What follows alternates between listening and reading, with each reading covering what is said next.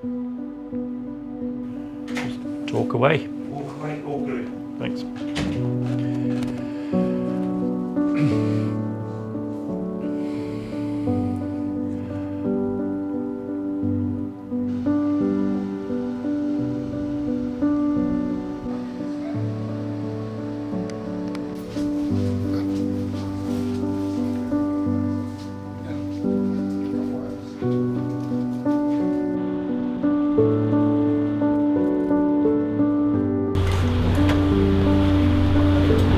Here we go.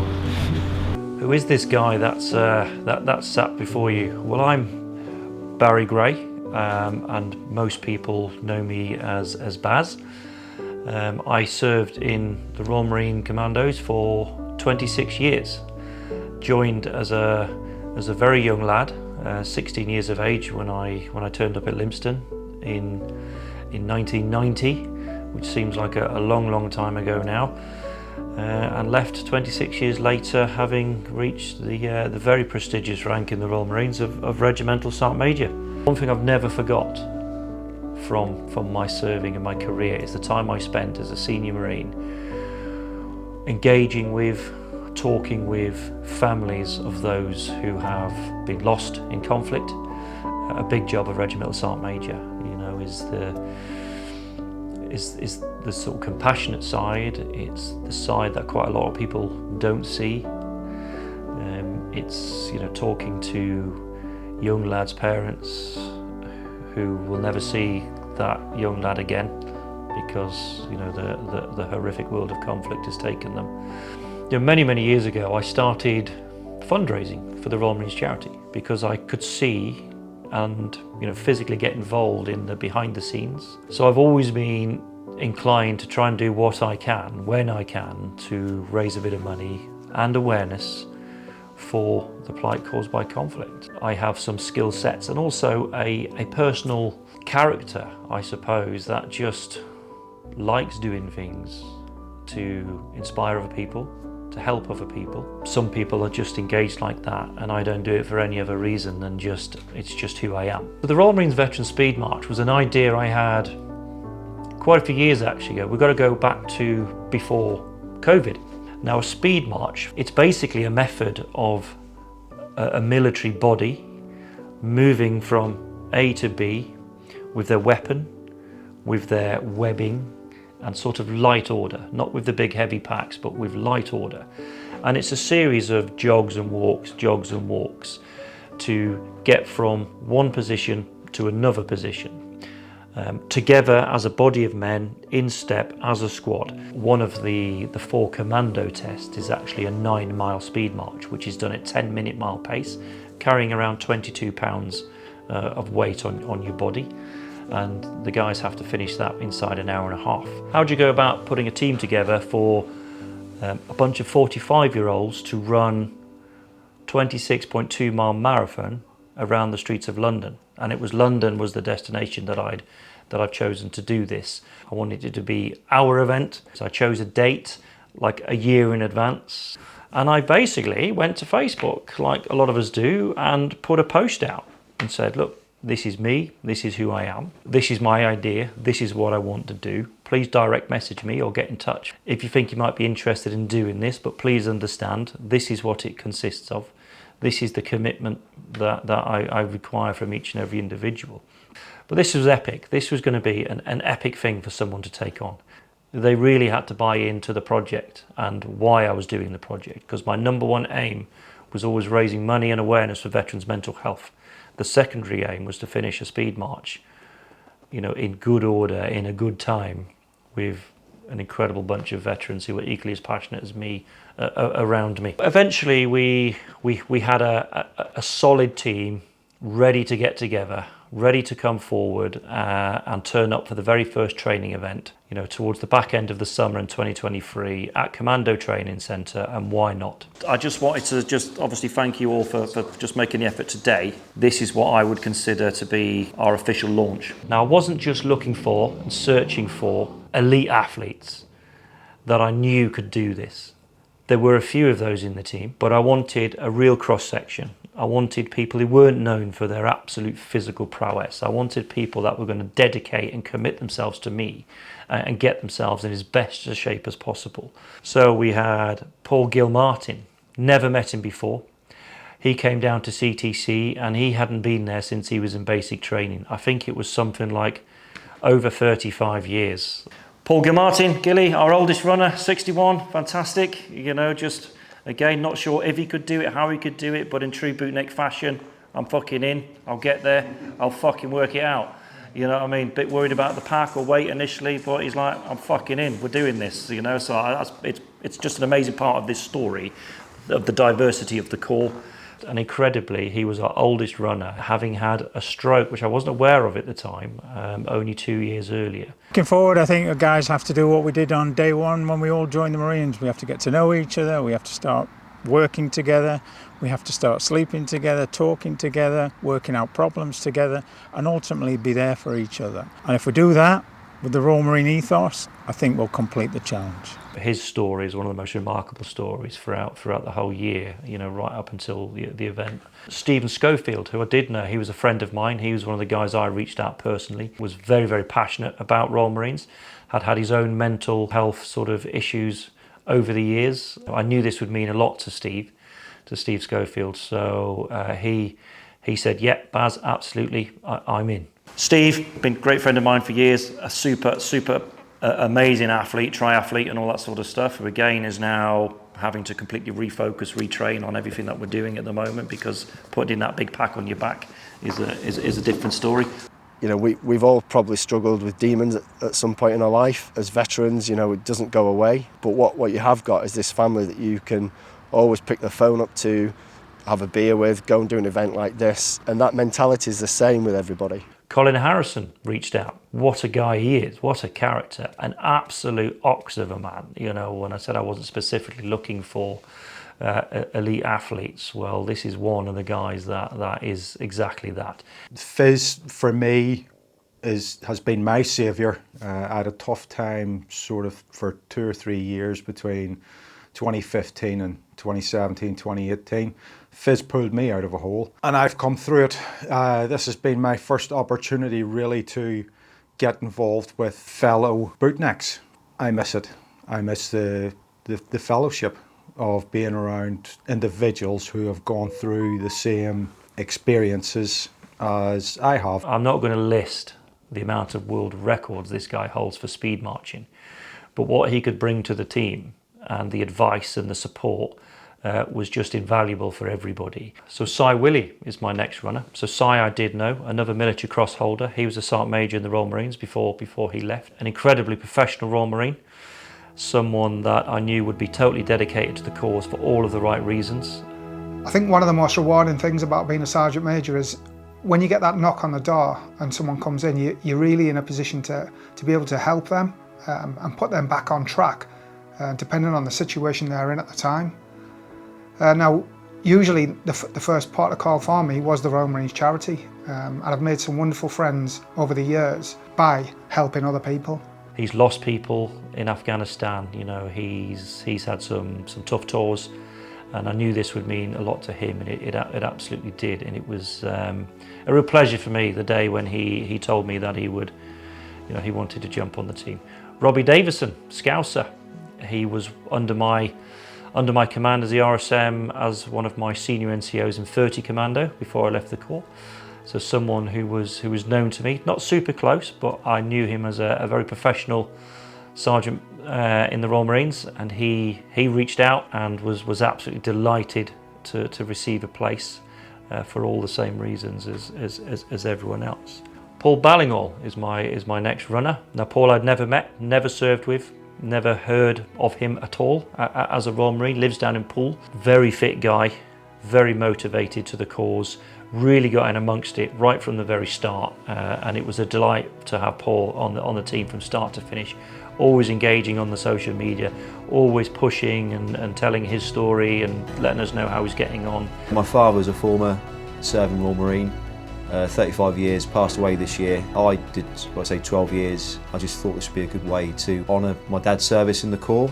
Then we've got Monty Hall. So what's unique about Monty? Well, you know, anybody watching this who likes to watch sort of TV and documentaries and read books may well have come across Monty Hall. He is a former Royal Marine, now seen quite often on our TVs. You know, I think there isn't a Royal Marine who's served in the last 20, 30 years who hasn't lost friends, who hasn't seen the impact of conflicts and the struggles that a lot of the lads fight, you know, every single day. So doing something like this, I think it puts a marker down for us old geezers to say we've still got it, we can still shuffle around something like this, but also it raises money for a tremendously worthy cause. So yeah, looking forward to getting stuck in. What we sort of got to get used to doing on a flat course around London at that pace is running it all.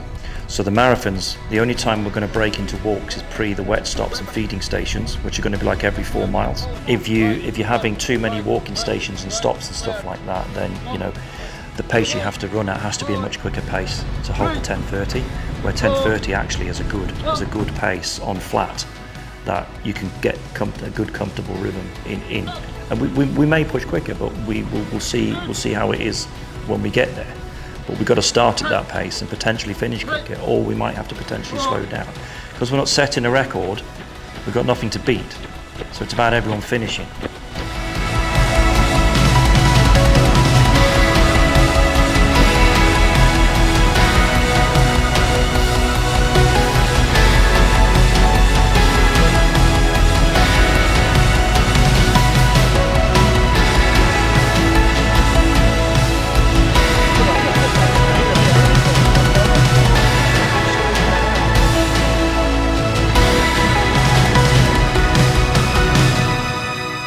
Few others that signed up, you know, towards the beginning, and we had a couple drop out through to injury and stuff like that. So Guy Miller, Guy was with us throughout, did all of the training and everything with us, and did a job running around and supporting us on the day in London.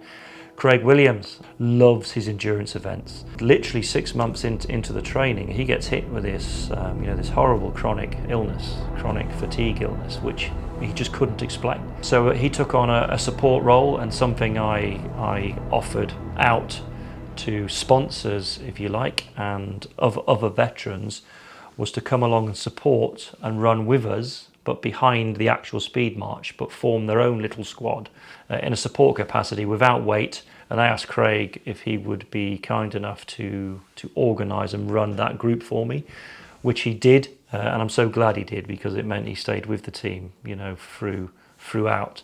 One more guy then to mention is Brian Smith. Did come in quite late, but with various injuries and things happening to him, he again was another one that didn't manage to get over the line. So that's the team, you know, and that's how we picked the team. We then cracked on a training program that I wrote for the year. I needed a support team around me, and I needed money.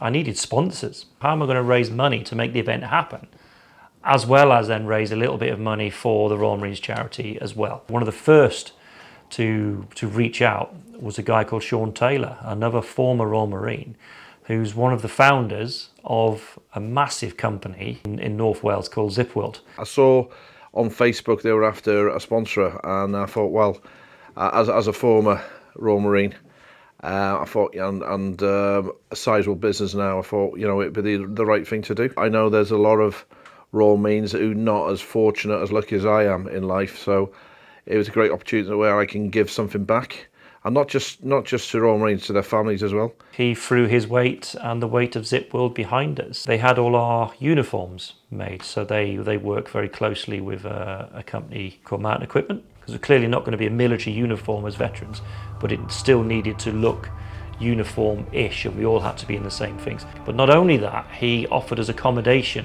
in Wales, which was an opportunity for me and a location for me to be able to pull the team together for free in great accommodation, so that we could train throughout the year in comfort, in style, and in some epic terrain as well, which is Snowdonia National Park.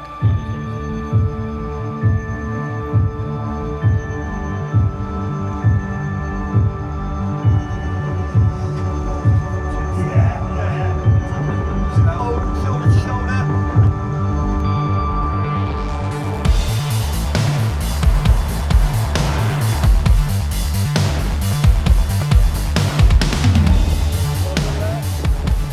that. So we're first proper training session in Capel Curig. We set up at 6 o'clock this morning. We're 8 miles in now, and it's actually been quite a steady climb all the way, which I don't think all of us have been used to. So it's been amazing to see the prep the guys have genuinely been doing behind the scenes, because we can't get together that often, and that everyone's holding it together. They've clearly been working really hard. We've got 30-pound packs on at the moment. Some have got more because they're ready to carry more. But the invaluable part of what we're doing now is running as a squad again, because everyone has their individual paces, different heights, different stride lengths when you're running on your own. Having to adapt that to everyone else is actually really difficult, and that's the bit we have to practice regularly, so you get used to then going away individually and trying to change your gait and get used to running at pack pace again, which is what speed marching is all about. You know, a group of body of men in the military moving from one place to the other. So really pleased, it's really satisfying to see the guys doing what they're doing this morning. We've got 4 miles to go back to the cottage, and then we're done. I'm very confident we're all going to get in there in a good pace as well. We're holding that 10.5 minute mile pace, which is really good to see at this stage. We're exactly where we want to be.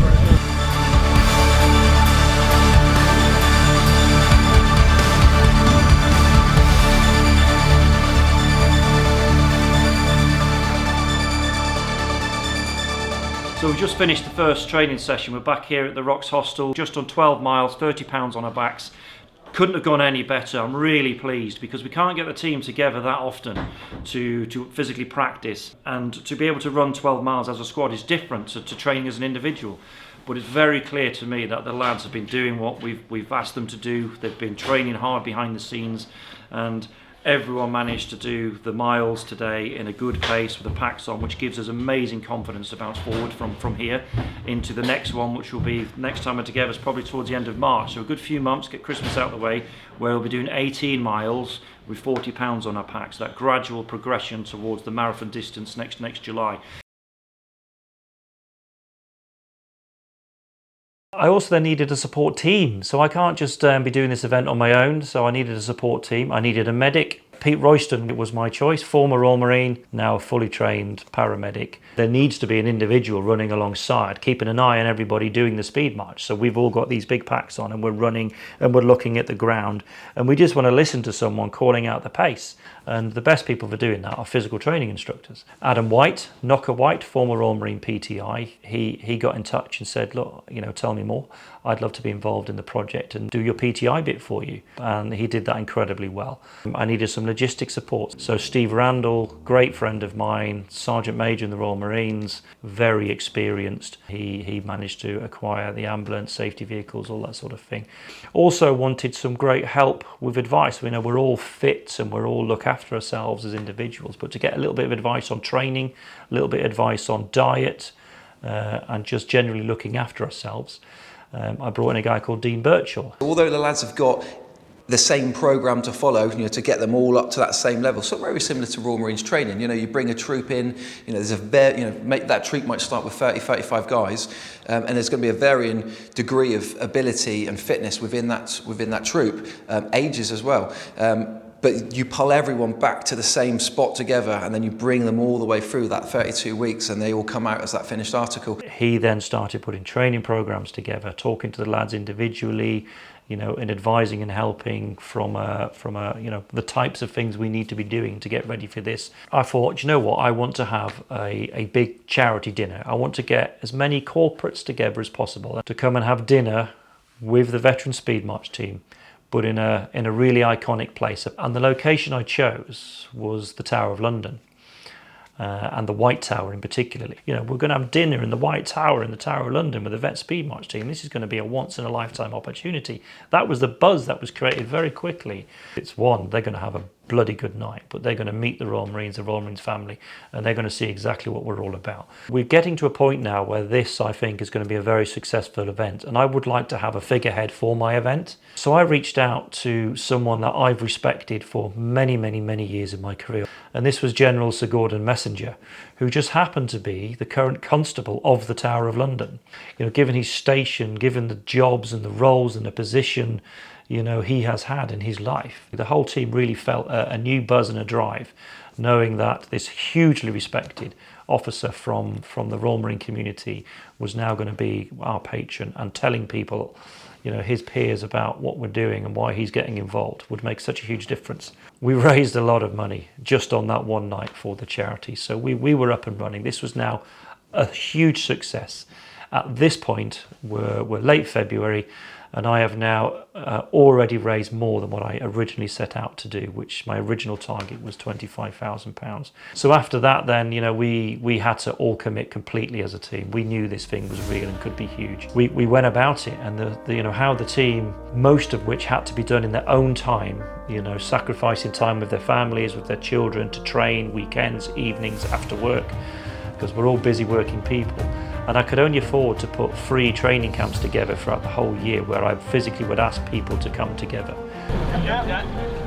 So we're up here with the Veteran Speed March team. This is the 3rd training package we've had, and the 2nd one collectively as a team up in Wales. So I gave the team a target, if you like, of trying to achieve 18 miles with 40-pound packs. And we got pretty close to that today. It's the first time we've had the full team together, and we were out this morning pounding the lanes of North Wales up here in Capel Curig. Team performance was above and beyond what I was expecting it to be today, because we've had quite a few niggles, we've had quite a few injuries. So I've had to ask and make sure a few of the guys actually step back from what it was I first set them as a target, simply because if they were pushing and pushing, we're going to break them and we're going to lose people. And that's the last thing I want to happen. Some of the guys would lessen their weight a little bit, and we slowed the pace down a little bit in certain areas in order to make sure everyone gets across the finish line, because that's the most important thing. This 10-mile point onwards is when your body starts breaking down, you get dehydrated, you're carrying a lot of weight. We're all old geezers, and this is when we graft. So it starts now, basically. So yeah, watch this space. And the beauty about this training package is everybody now knows where they're at. They know July is looming close. They've got firm targets and firm deadlines that they're all going to meet or have to achieve in order to be able to do what we want to do in July, which is a 4.5-hour marathon carrying 40 pounds of packs with 12 veterans all over the age of 45. And we are well on target to doing that. The team are working their backsides off behind the scenes, and I'm so proud of them all. And it's sort of quite humbling to watch and see. Alongside that, we've got other people supporting us and helping us now in a professional capacity. So this weekend we've had a gentleman called Zach Larriman. He's an osteopath, absolute genius with the body. He's been doing some incredible things to fix the lads. We've had lads that couldn't run last week and ran this morning because of the work he's been doing, and he's going to continue to support us throughout this. They're all 45 up to 61, and they do have underlying issues already. And the training that they have to do in order to build up the tolerance to carry 40 pounds after they've retired and they're in Civvy Street and they're doing Civvy Street jobs is an immense feat. The older you get, the harder it is to recover from injuries and the longer it takes. So not getting injuries in the first place and being a little bit more sensible with the training is exactly what we need to do and what the guys have been doing. So every now and then I would move the benchmark from clearly we're not going to get 4.5 hours, let's go to 4 hours 45. And eventually I went solid on a it would be amazing if we can get in around 5 hours as a team. The final then training meeting was going to be back at Commando Training Centre where it all started. So we did an 18 miler with 40 pounds of kit. Didn't quite go to plan. Only 3 of the team managed to hold the pace that we're aiming for in London and complete with the full kit, and we still actually have a couple of guys out on the course still coming in but finishing the distance. So we've got a few tough calls to make and a bit of decision making to chat about as a team to see if we're going to change our target time, etc. Because as we've said all along, this is about veterans doing an incredible thing for an incredible reason, veterans' mental health. And it was the first time on the Commando Training Centre one where I myself then started succumbing to a bit of an injury, which I still have problems with now, in that literally out of nowhere my feet have started going numb. I've spoken to Zach and we've had lots of sort of sessions and things like this on what's going on. But on that particular session it was really bad, and both my feet had just gone numb. I had no circulation in my feet at all while running, and which meant I had no power stepping forward. So physically I was feeling okay, and I had to stop and keep stopping and getting the circulation going and jumping in and out, which was a real worry, and it's something that's still concerning me to this day, which I'm in the process of getting sorted. And it was to bite me in the arse a little bit in the future. We had to hold a pace. We had to see where we all are individually as a team. Some guys are absolutely where we want them to be. Others have got a bit of catching up to do. And how we get there and how we sort that out and what we do between now and what we actually deliver on the day in London, well, we'll just have to wait and see. Today was kind of a big lesson for all of us about sort of managing the pace and making it realistic. So we're going to have a good look at that, and then just make sure on the day it's a great celebration of the core of Royal Marines charity, of veterans, and of what we're all trying to do here, which is just a bunch of old geezers trying to smash it out of the park. So yeah, it was good. To be able to highlight veterans' mental health was something that's very close to my heart. Feel right through life I've had struggles with my own mental health. Alcohol wasn't very far away. It was probably a way of dealing with my own mental health issues and struggles. But the one common theme that always brought me back to reality was that ability to put your tracksuit on, to put your trainers on, to put your running gear on and go out and do some exercise, a nice run. Suddenly you were back in the present moment. There was no past, there was no future. You were out there in nature, putting some miles in.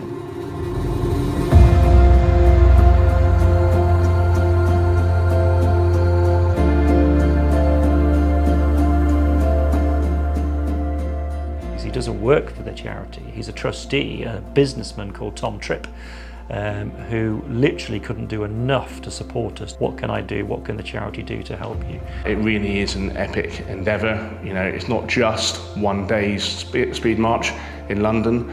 It's in excess of 12 months of physical, really hard physical training. These people are veterans, they have day jobs, they have lives, yet they fit this training in. They're raising a tremendous amount of money, all of which is going to the front line. I know where the money goes. When it goes into their bank account, I've physically seen the work it does to support veterans and veterans' families, and it's quite incredible. So it was really important that we now got on with the job of raising as much money as I possibly could. We all met at Royal Marine Reserve London, which is a reservist unit just outside Wimbledon, a fantastic location, and again that unit needs a great shout out because they couldn't do enough to help us. So the RV, we're going to go here, which is the Ritz is just up here next to Green Park, coming down St James's Street to this bend. It was to be a Sunday morning on the 21st of July. The route had been planned, just running around a free lap course around Hyde Park, Kings Park, St James's Park, running past all these iconic locations like Buckingham Palace, starting and finishing in the area of our memorial, the Grassband Memorial, which was at the end of the mile, running past Horse Guards Parade. You know, the route was spectacular. And we had a start time of 6 o'clock in the morning. Anything could happen tomorrow, I really don't know. So we've just got to be flexible, and the team around us has to make sure that if there's a problem arising somewhere, that just get in amongst it and be bootnecks and fix it so that we're not interrupted at all with what we're doing. Tomorrow we are leaving here at 4 a.m. Does that make sense? Thank you very much. In the end, 8 of us started. We felt ready. There's nothing more we could have done individually to prepare, but how we were actually all going to perform on the day was anybody's guess, really. Whoa. 45? 44. All right. Ready to rumble. Very good.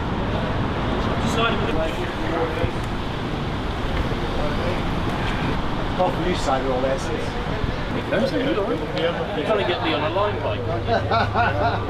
Okay guys, we need to get ready to set off. Okay, we're literally going to be setting off as a team bang on 5 o'clock. This is going to be really tough for some of us, and as you know, we put in a huge amount of time and effort into prepping for this and happening. I can't thank you all enough for your support and how you've helped bring this thing together. Well, thank you for your support, and please keep it going, and we'll see you all in a few hours. Guys, let's do this. We had our 2 runners out front, our team of 8 with Knocker calling out the time, and it was just such a surreal moment, having gone through everything to be here on the day. And we set off. Okay, you ready, lads? Yeah. By the left, quick march. Left, right, left, right, left, right, left. Left, right, left, right, left, right, left. Okay, when we get left to the right.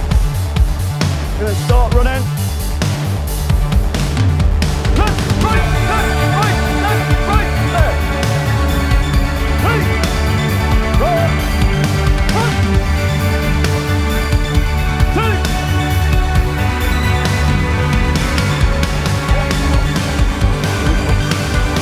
Left, right, left, right, left, right, one. We kept the pace nice and cool, nice and calm. We did the first lap. Everyone was looking good, everyone was feeling strong.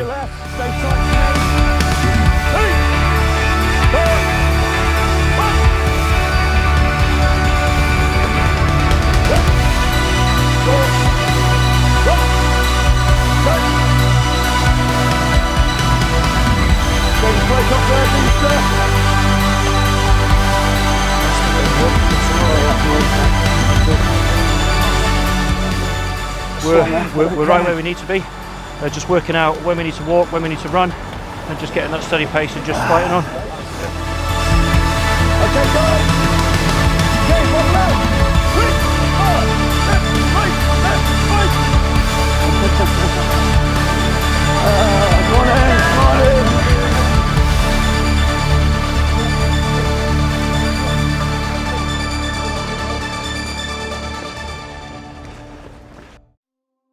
As these things happen, I was then the first person to go.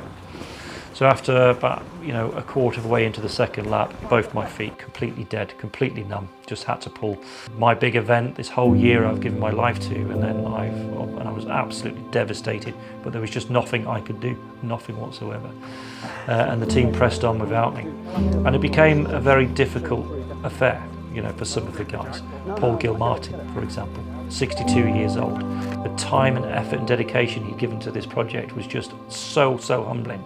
And he was starting to struggle towards the later miles. Dropped a bit of weight, dropped a bit of kit.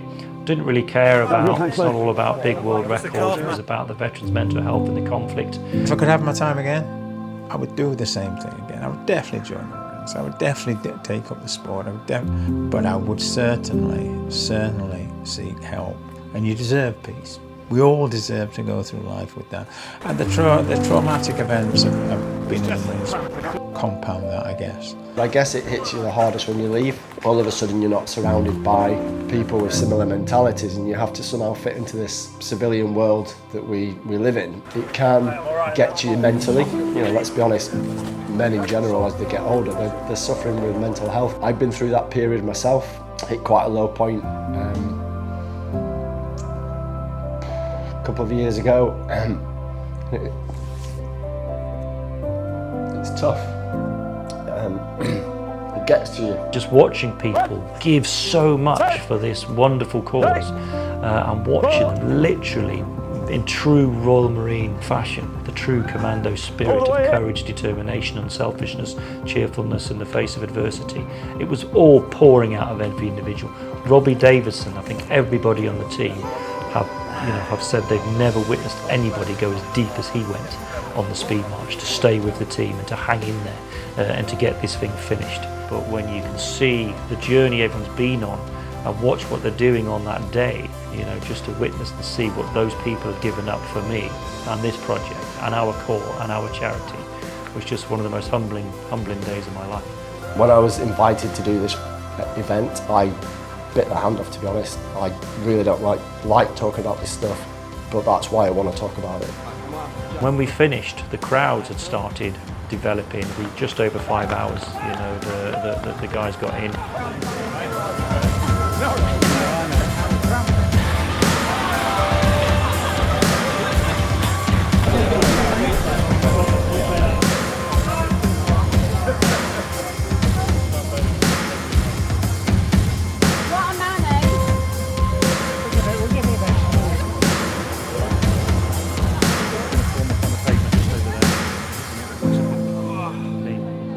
I'll say more later, but that was just, I've never experienced anything like that in my life, guys. I'm just absolutely humbled by what you've just done there.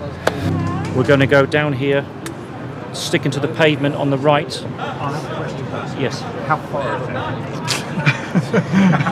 300 metres, 400 metres. That's yeah. Quite deliberately. I'd organised a drummer to drum us over the finish line. So a very good friend of mine called Sam Healy came, and he was our drummer. So traditionally, when you do the Royal Marine Commando tests, the 9 mile speed march, which is one of the 4 commando tests, we have a lone drummer drum the Royal Marine recruits after the 9 miler back into Commando Training Centre, and they do a lap of the camp. A tradition we've had for many, many years. So I thought it'd be great to have our own drummer, you know, dressed up and ready to go. Anybody that witnessed that, you know, saw this as just the most incredible emotional moment and an emotional part of the day. Ladies and gentlemen, we are absolutely humbled as a team to see so many people. And I turned around to address the crowd, and this was the first time in my life that this has ever happened to me. I welled up and I broke down a little bit, and I sort of started crying. And this was a very, very surreal situation. I'm trying to talk, but I couldn't talk. And I don't really know why it hit me. Well, I think I do know why. It's because as I was starting to talk, I looked to my left at the guys. I saw Paul Gilmartin, and I saw a couple of the other lads. And it just dawned on me what these guys had just done, what they went through for the last 12 months. You know, the time and effort that they've given up versus their families and everything, and this massive crowd in front of me. I think the emotions of a really tough year putting this thing together must just hit me. It was an experience that I'm certainly not ashamed of, but one I was surprised because it's not normally who I am. I was actually stood there feeling so proud about my career, about my team's career, about Sir Gordon's career, when he was standing there talking to everybody. You know, people have run marathons with kit, but to choose to do that when, let's just say, you're not in the spring of youth is a third leg on a challenge which is insurmountable by most normal human beings. There are people who will go through their whole life never experiencing the feeling of teamwork that these guys have, and that feeling of teamwork that got them through today. So huge congratulations, I'm in awe. It was one of the most surreal moments of my life, not only my career, and one that I know I and the team will never forget. So on reflection, you know, the event was done. Was it a success? Did I achieve what I wanted to set out to achieve? Yes, I did. I did that and so much more. I had no idea when I started this where this was going to end up and what the interest was that was going to be generated in this. I wanted to raise £25,000 for our charity. We raised just shy of £75,000. It's something I'm incredibly proud of. All I can really say to end it all is huge thanks to every single individual that got involved with me, that backed me, that supported me. My runners, their families in particular, a huge shout out to you. All the wives and kids that had to watch Dad, you know, going out at stupid hours of them in the morning or after work, or sacrificing weekends so that they could be ready to perform on the day. I've got so much respect for each and every one of you and your families for allowing you to do that. And last but no means least, I do these things a lot. I'm away from home a lot, and I also know personally that it is a big burden and a big sacrifice on my own family. And I do acknowledge that, and I want to acknowledge that here. It's to my wife Claire, I love you, and I really appreciate everything that you've done to support me over all of these years. And this project is in part dedicated not just to all of the veterans and anyone that's dealt with the problems that conflict throws at them, but also to you. Thank you everyone, amazing. That's it.